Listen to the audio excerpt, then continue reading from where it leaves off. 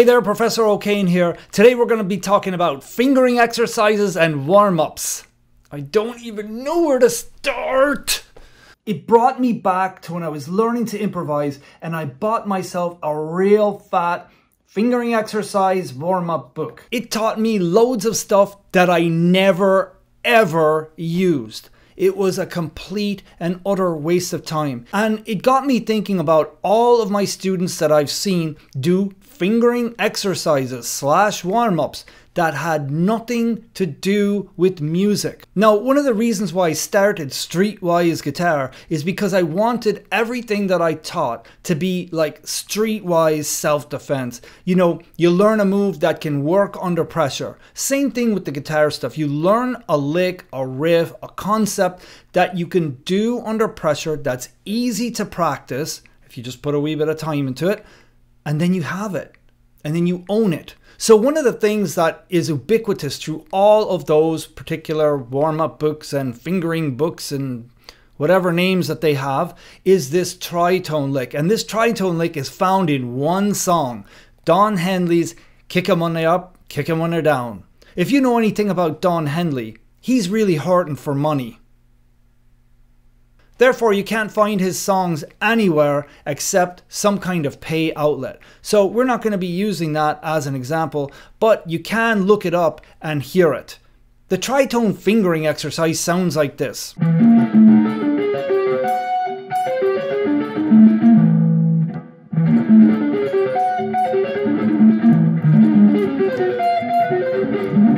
Now it happens to sound really good in that song, and that's it.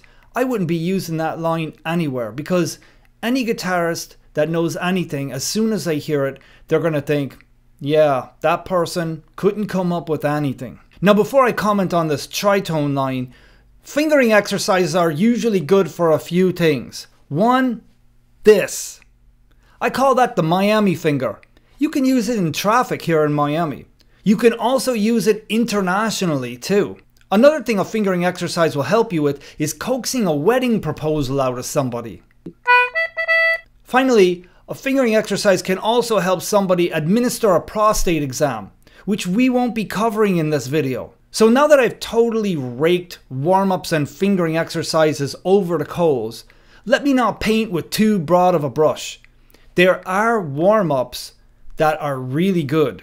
Within those warm-ups, your fingers get worked out. So why do something that takes up your time, that's not easy to learn, that can't be used in any musical situation, that's just a total mind wreck? I mean, just drop it. In honor of that particular tritone sound, we are going to use the tritone scale. What is a tritone scale? It's simple. It is two major triads, a tritone apart, and you just like dissect it all and then you stretch out all the notes and it looks like a scale. So we're going to be doing it in the key of G. So we're going to be using the notes from the G major triad and the notes from the D flat major triad. One of the things that you're really going to like about this is that this is usable material. Everything here is usable and it is challenging. Some of these things are just downright hard to do. They're not impossible though, and that's the great bit about this. So if you spend a little bit of time, not only are you going to develop some finger dexterity, but you're also going to have a much broader concept of the fretboard. Not to mention, your ears are going to get better. And really, that's the crux of everything here. So enough of me talking, let's just get right to playing. So let's check out how to play the tritone scale. It's really quite simple.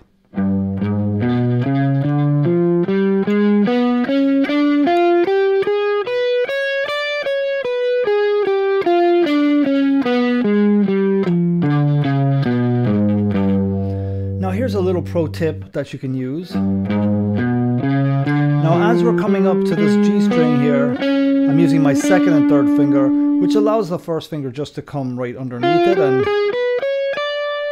And I know a lot of people are used to repeating the top note. The first time I didn't do it, but you could do it this time if you like. So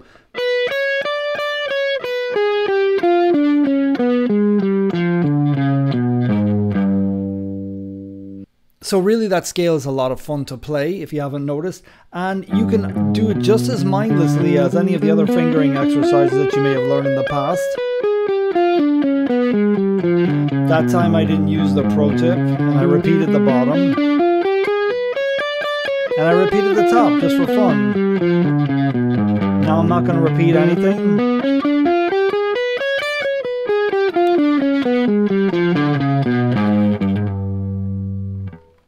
This scalar pattern is really cool.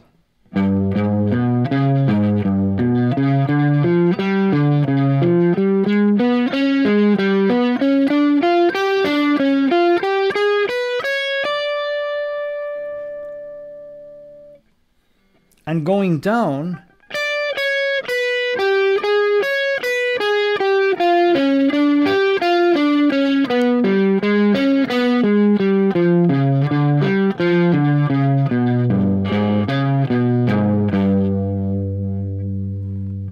if you put both of them together, it sounds like this.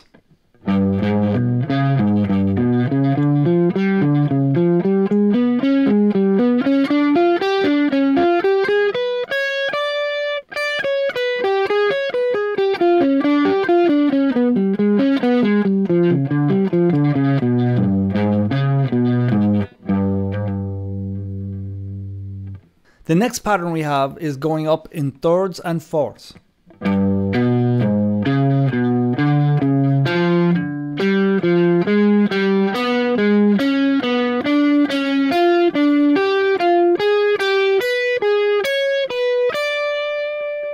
Okay, so going down, it sounds like this.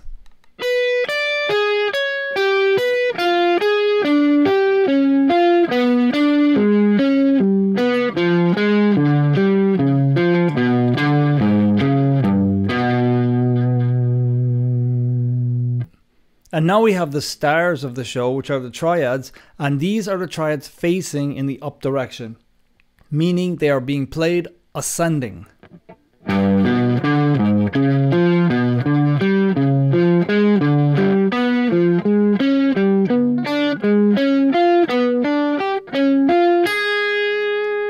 Now here are the triads descending.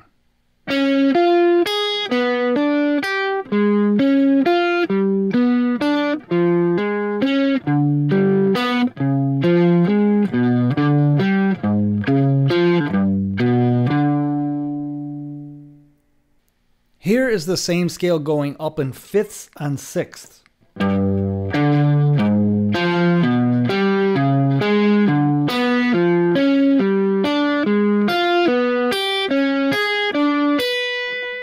Here are these fifths and sixths descending.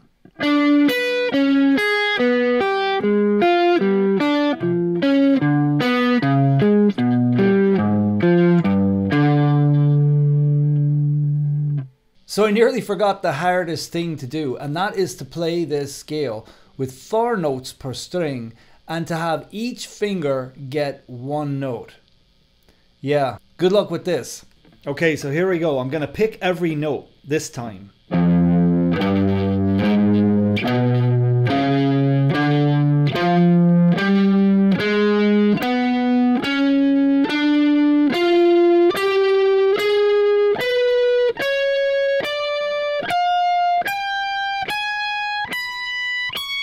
And then I'm just going to head straight back down.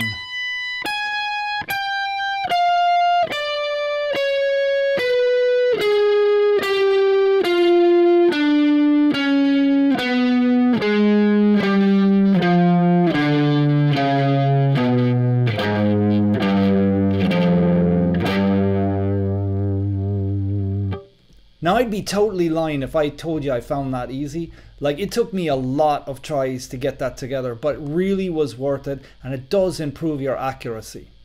So now let's try the entire thing legato. So I'm going to start every string with 1 pick, and I'm using my humbucker to kind of help me. You don't have to, but I don't want to look like a fool, so, well, too late for that, but you know what I mean.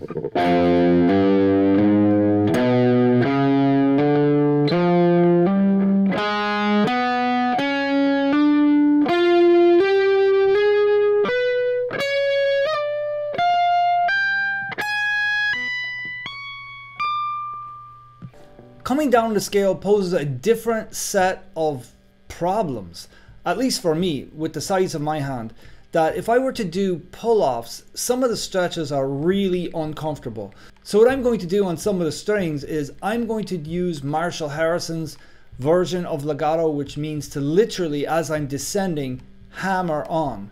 So sometimes I'm not starting a string with a pick. I might just hammer on from nowhere, which is the expression that's kind of overused these days. So for this scale descending, I'm going to use pull-ups for the first 2 strings, and I'm going to start the first note with a pick.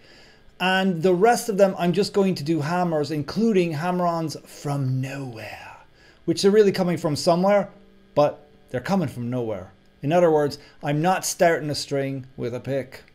So descending the scale using legato, you're going to run into some challenges. The first string is not that bad, all pull-offs, but then there's some weird spaces coming up. So here, for this one I picked the G, but then I hammered, hammered, hammered, hammered, hammered, hammered, same way down.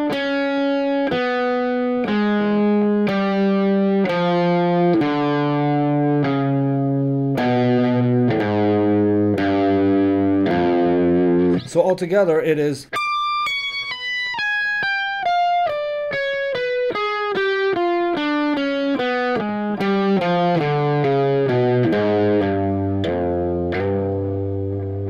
Okay, what I'd like to try and do right now is to play a solo using all of that material. Now it's going to be more of a demonstration of that material as opposed to actually playing a record ready solo. So just kind of go with it.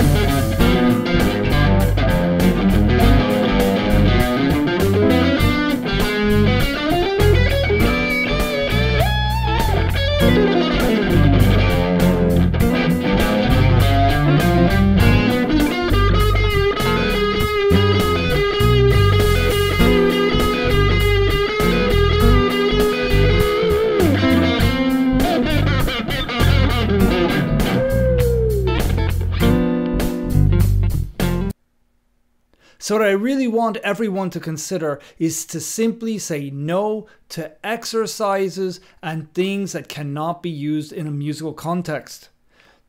Now